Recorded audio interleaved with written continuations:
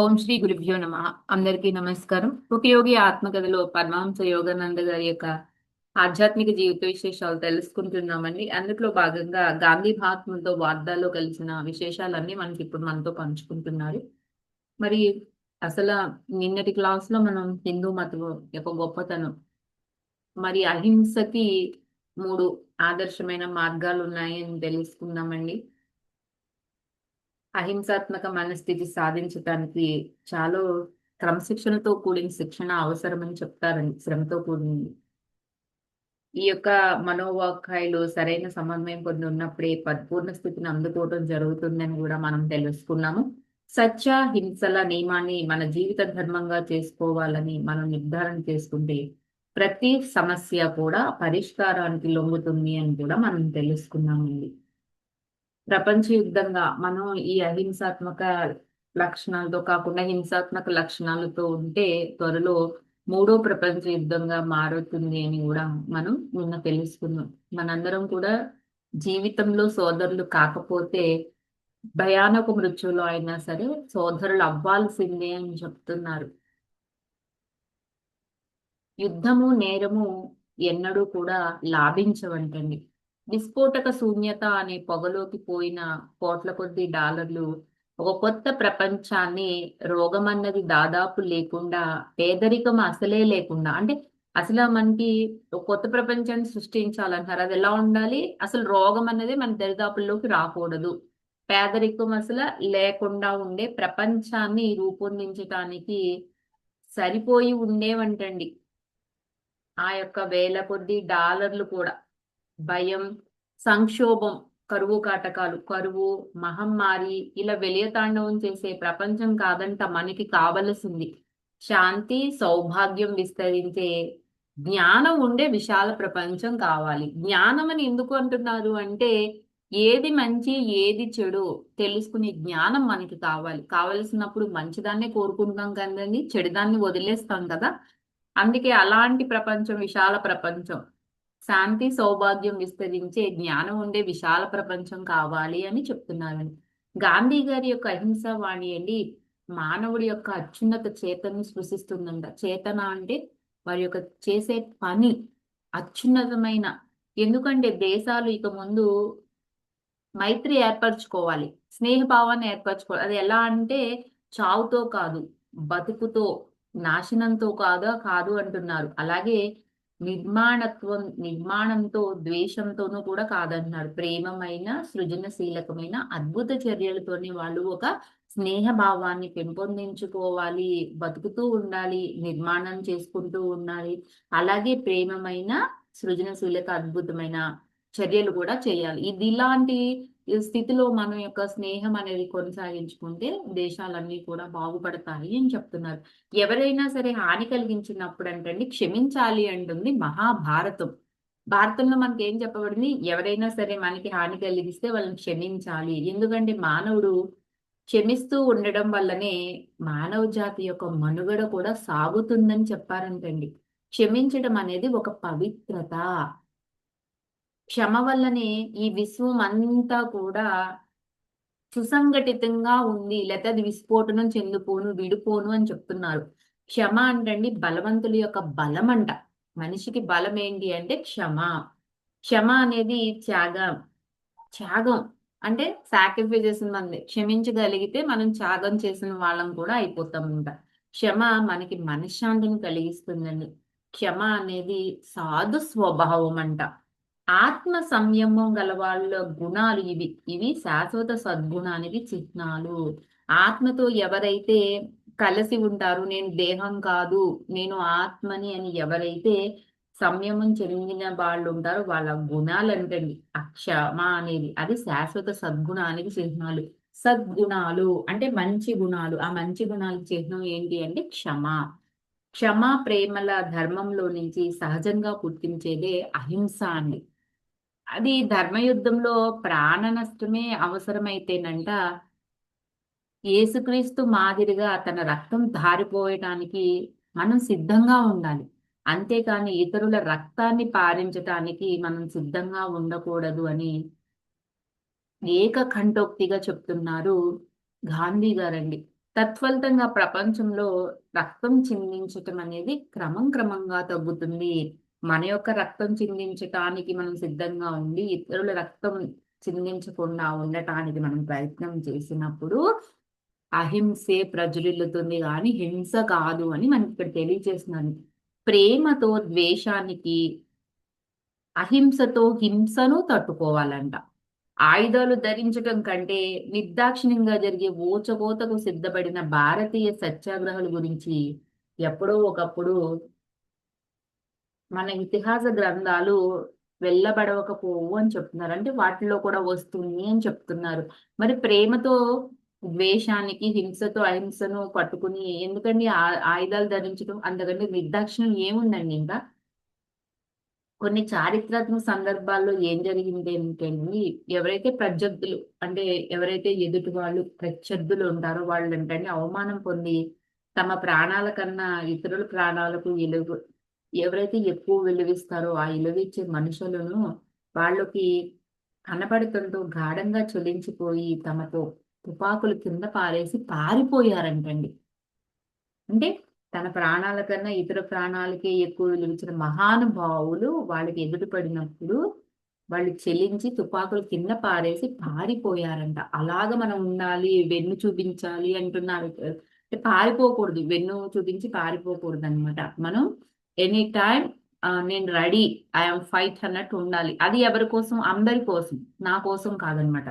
నా దేశానికి స్వాతంత్రం సంపాదించడానికి రక్తపాతం కావించే మార్గాలు ఏవైతే ఉన్నాయో వాటిని మనం అనుసరించటం కంటే అవసరమైతే కొన్ని యుగాలుగా కాసుకుని ఉంటాను అని బైబిల్ హెచ్చరిస్తుందంటుంది. కత్తి పట్టిన వాళ్ళందరూ కత్తికే ఎరవుతారంట. బైబిల్‌లో చెప్తున్నారండి ఇది కూడా. మానవుడి యొక్క పునర్జన్మను గర్భితంగా సూచించిన అసంఖ్యాకమైన సందర్భాల్లో ఇది కూడా ఒకటి. మానవుడు మళ్ళీ మళ్ళీ జన్మ మరణ చక్రాల్లో పడుతూనే ఉంటున్నాడు కదండీ! జీవితంలోని ఏదైతే కష్టం ఉందో ఆ కష్టంలో చాలా వరకు కర్మ సంబంధమైన న్యాయ సూత్రాల్ని అర్థం చేసుకోవడం వల్లనే అవగాహన అవుతూ ఉంటాయి. ఇది మనకి ఆల్రెడీ ఇదివరకే చెప్పారండి. మనకి యుక్తేశ్వర సారీ పరమహంస గారండి. ఎప్పుడు అంటే మనం గ్రహాలని ఓడించటం అన్న టాపిక్ ఒకటి చెప్పుకున్నప్పుడండి, అప్పుడు చెప్పారిక్కడ.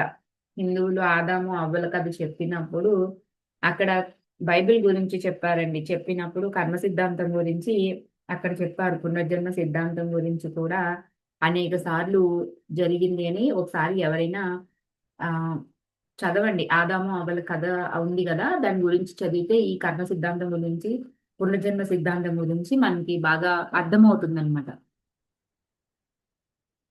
మహాత్ములు ఇంకా ఇలా చెప్తున్నారండి.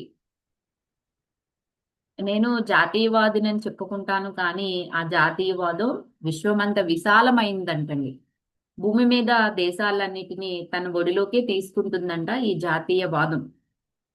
మనిషికండి తన దేశాన్ని ప్రేమించటంలో ఘనత ఉందనుకోకూడదంట. తన జాతిని ప్రేమించటంలో ఘనత పొందాలంటండి. చూడండి మళ్ళీ చెప్తున్నాను. దేశాన్ని ప్రేమించటంలో ఘనత కాదంటండి. జాతిని ప్రేమించడంలో ఘనత కావాలంట.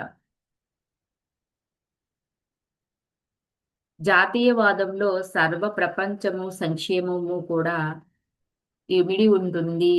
అంటే అందరి యొక్క సంక్షేమము సర్ సర్వే జనా సుఖినో భవంతు, సమస్త సుఖినో భవంతు అని మనం చెప్పుకుంటాం కదండి. దాని అర్థం అనమాట ఇక్కడ. నా భారతదేశం ఇతర దేశాల బూడిద గుట్టల్లోంచి పైకి లేవాలని నేను కోరను. ఎందుకంటే భారతదేశం ఏ ఒక్క మనిషిని కూడా దోచుకోవాలని అనుకోదు. భారతదేశం అండి తన బలంతో ఇతర దేశాన్ని కూడా శక్తివంతం చేయగలగటానికి అది ఎంతో బలిష్టంగా ఉండాలని కోరుకుంటున్నాను అని చెప్తున్నారు గాంధీ గారు. ఈనాడు యూరోప్ లో ఒక్క దేశమైనా అలా లేదు. అవి ఇతర దేశాలకు ఎటువంటి బలాన్ని చేకూర్చవు అని చెప్తున్నారు. ప్రెసిడెంట్ విల్సన్ 14 చక్కని అంశాలు రూపొందించి వాటిని పేర్కొన్నాడండి. కానీ ఇంత చేస్తే శాంతి సాధించటానికి మనం ఏదైతే ప్రయత్నం చేస్తున్నామో ఆ ప్రయత్నం విఫలమైందంటే మళ్ళీ చేపట్టడానికి మనకి ఆయుధాలు ఉండనే ఉన్నాయి అన్నాడంట అతను. చూసారా? ఇంత చేస్తున్నాము సాధించటానికి, ఒకవేళ మనం చేసే ఈ ప్రయత్నం విఫలమైతే మళ్ళీ మనం చేపట్టుకోవడానికి ఆయుధాలు ఉన్నాయి కదా అన్నారంట. అయిపోయింది కదా, ఇంకా ఆ ఒక్క మాటతోనే అయిపోయింది. ఆ స్థితిని గాంధీ గారు ఎలా చెప్తున్నారంటే, ఇప్పటికే మన ఆయుధాలు విఫలమైపోయాయి. ఇప్పుడిక మనం కొత్త దారి వెతుక్కుందామని చెప్తున్నారు. ఆ కొత్త దారి ఏంటంటే సత్యం అనే ప్రేమ, దైవ శక్తిని ఉపయోగించి చూద్దాము. ఆ ఈ రెండు ఉంటే మనకి ఇంకేమీ అక్కర్లేదు అని చెప్తున్నారు. నిజమే కదండి. ఆ అది ఆ యొక్క విశ్వ మానవ ప్రేమకు మించిన దైవశక్తి ఇంకో ఏముందండి? ఆ మహాత్ముల సందేశాల్ని వ్యాప్తి చేసే వేలాది నిజమైన సత్యాగ్రహులు ఉన్నారు కదండి. వాళ్ళు ఆ 11 కఠోర ప్రతిజ్ఞతలు తీసుకున్న వాళ్ళే. మనకి ఫస్ట్‌లో చెప్పారు గదండీ! అహింస, అస్తేయం, బ్రహ్మచర్యం అవన్నమాట. తర్ఫీదు చేయడం వల్ల వాళ్ళు అహింస వల్ల కలిగే ఆధ్యాత్మిక లాభాలను, అలాగే భౌతిక లాభాలను కూడా అవగాహన చేసుకుంటానికి భారత జనసామాన్యానికి ఓర్పుతో బోధించేవారండి. అలా బోధించటం వల్ల అన్యాయానికి సహాయం చేయటానికి నిరాకరించడం, ఆయుధాలు చేపట్టడం కన్నా అవమానాల్ని, జైలు శిక్షని, చావుని కూడా వాళ్ళు సైతం వహించటానికి అంగీకారమున్న అహింసాత్మక ఆయుధాలని ప్రజలకు అందజేశారండి. అలా అందజేయడం వల్ల సత్యాగ్రహులు వీరోచితమైన బలిదానానికి లెక్కలేనని ఉదాహరణలంటండి. ఆ ఉదాహరణ ద్వారా ప్రపంచ సానుభూతి సంపాదించడం వల్ల గాంధీ గారు అహింసకున్న ఆచరణ అనుకూల స్వభావాన్ని యుద్ధానికి దిగే అవసరం లేకుండా వివాదాల్ని పరిష్కరించుకోవటానికి తోడ్పడేదని గంభీర శక్తిని నాటక సహజంగా చిత్రీకరించారంట. అంటే ఎప్పుడైతే సత్యాగ్రహులు బలిదానానికి ఇవ్వటానికి వాళ్ళు రెడీ అయిపోతారో అప్పుడు యుద్ధానికి దిగే అవకాశం లేదు. వివాదాలు పరిష్కరించుకోవాలి అంటే అహింసకున్న ఆచరణ అనుకున్న స్వభావమే చాలు అని చెప్తున్నారు. మరే దేశంలో కూడానండి, మరే నాయకుడు కూడా తుపాకీ గుండ్ల ద్వారా తప్ప మరే విధంగా ఎన్నడూ తన దేశానికి సంపాదించని అనేక రాజకీయ పరిష్కారాలని ఇప్పటికే గాంధీ గారు అహింసా మార్గంలో సాధించారంట. ఎవరు కూడా అలాంటి అహింసా మార్గంలో ఎవరు సాధించలేదంటండి అటువంటి ఘనత, రాజకీయ పరిష్కారాలు. అన్ని తప్పుల్ని, అన్ని చెడుల్ని నిర్మూలించటానికి అహింసా పద్ధతుల్నే రాజకీయ రంగంలోనే కాకుండా భారతీయ సంఘ సంస్కరణ అని సునిశిత సంకీర్ణ రంగంలో కూడా ఎంతో ప్రశస్తంగా ఆయన ప్రయోగించడం జరిగిందంటుంది. గాంధీ గారు, ఆయన అనుచరులు హిందువులకి, మహమ్మదీయులకి మధ్య చాలా కాలంగా సాగుతున్న వివాదాలను చాలా వాటిని ఈ విధంగానే పరిష్కరించారంట. కొన్ని లక్షల మంది ముస్లింలు గాంధీ గారిని తమ నాయకుడిగా భావించుకున్నారండి. అంటరాని వాళ్ళు ఆయన్ని తమ కోసం నడుం కట్టిన నిర్భయ విజయ వీరుడుగా పరిగణించారు. నాకు మరో జన్మ కనుక ఉండేటట్లయితే నేను అంటరాని వాళ్ళలో ఒక అంటరాని వాడిగా పుట్టాలని కోరుకుంటున్నాను అన్నారంట. ఎందుచేతనంటే దానివల్లే నేను వాళ్ళకి మరింత సార్థకమైన సేవ చేయగలుగుతాను అని గాంధీ గారు రాశారంటండి. గాంధీ మహాత్ములు నిజంగా మహాత్ములే. కానీ ఆయనకు ఆ బిరుదు ఇవ్వాలన్న వివేకం చూపించిన వాళ్ళు కోట్ల కొద్ది నిరక్షరాస్యులంట. సాధుసత్తముడైన ఈ ప్రవక్త తన దేశంలోని గౌరవం పొందారు. నిమ్న స్థాయి రైతు గాంధీ గారు పెద్ద సవాలు అందుకోవటానికి పెరగగలిగాడంట. ఎందుకంటే మనిషిలో స్వభావ సిద్ధమైన ఔదార్యం ఏదైతే ఉందో అది గాంధీ మహాత్ములు హృదయపూర్వకంగా నమ్మేవారంటండి. తప్పనిసరి అపజయాలు ఆయనకు ఎన్నడూ కూడా దిగ్భ్రాంతినైతే ఏమీ కలిగించలేదంట. ప్రత్యర్థి తన 20 సార్లు దగా చేసినా కూడా 21వ సారి కూడా అతన్ని నమ్మడానికి సిద్ధంగా ఉండేవాడంట ఈ సత్యాగ్రహి. ఎందుచేతనంటే మానవ ప్రవృత్తి మీద అచంచలమైన విశ్వాసం ఉండటమే అతని సిద్ధాంత సారమని గాంధీ గారు రాసుకున్నారంట. ఎందుకు అంటే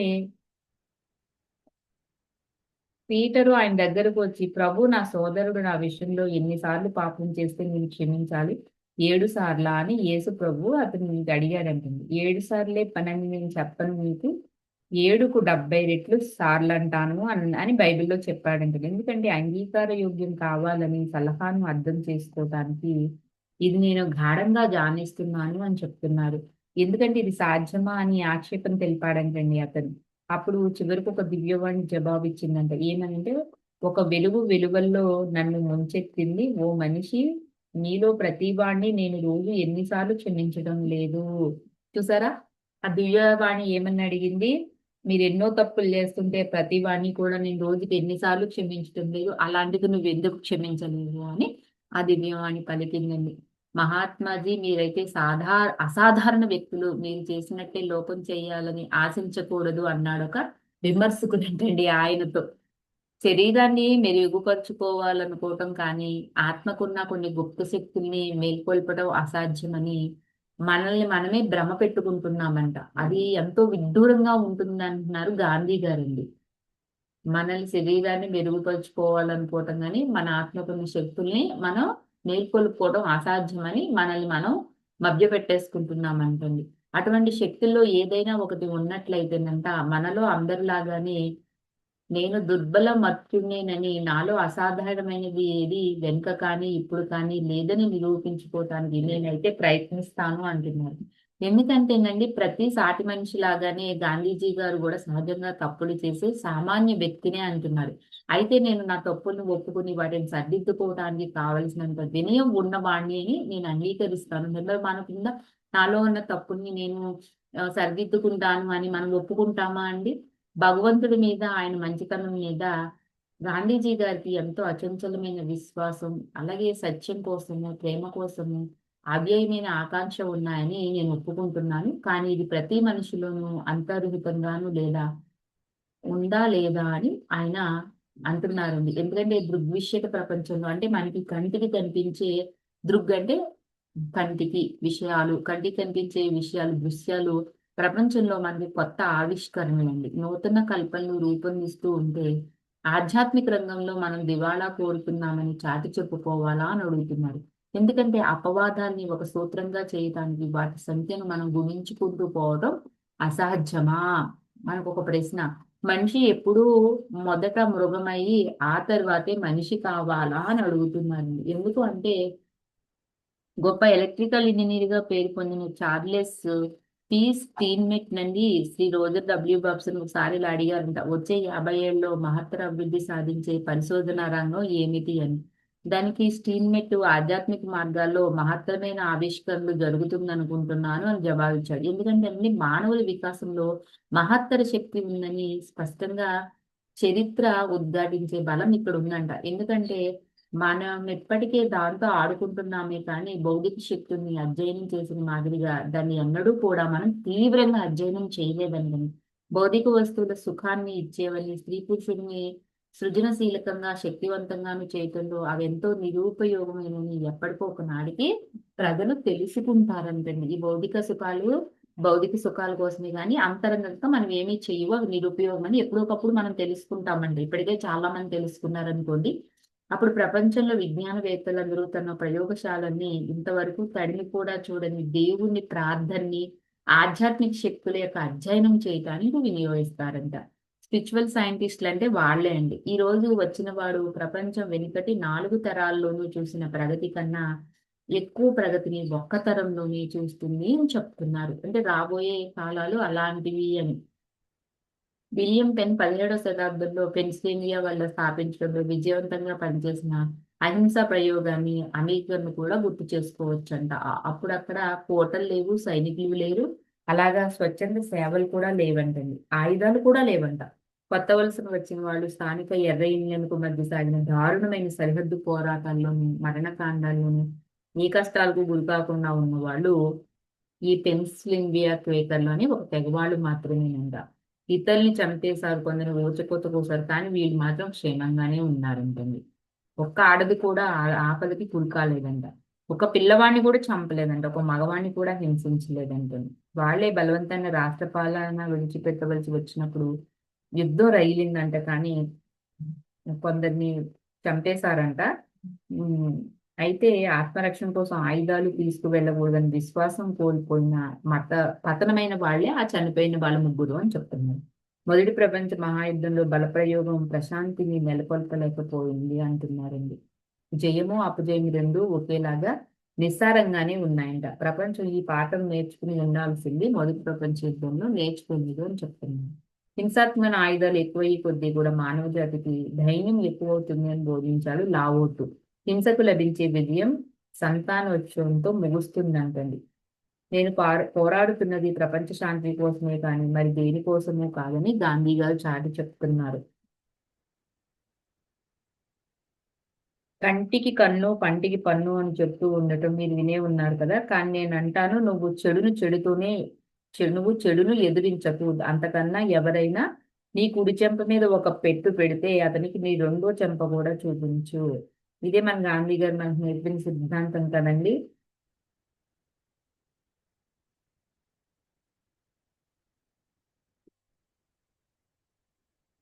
ఆయన యొక్క జీవితపు రాతిగోడ మీద ఒక దివ్య హస్తాక్షరాలు కనిపిస్తాయంట. సోదరులారా, ఇక మళ్ళీ రక్తపాతం జరగకూడదు అని ఒక హెచ్చరిక అంటండి.